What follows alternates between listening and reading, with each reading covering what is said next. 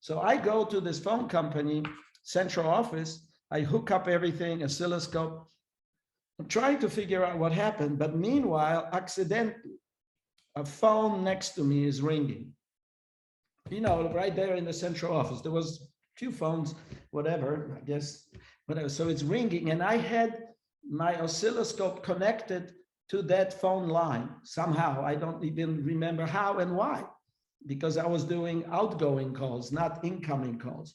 So when this phone next to me was ringing, I noticed on the oscilloscope like a signaling, and then it finished ringing and again.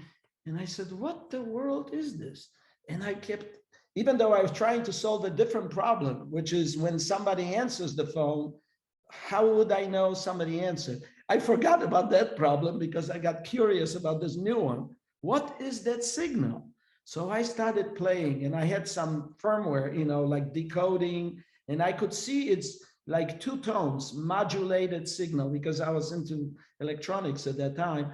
So I wrote a little firmware in this, and you know what I uncovered? That when it was ringing, the phone number of that person calling was being transmitted.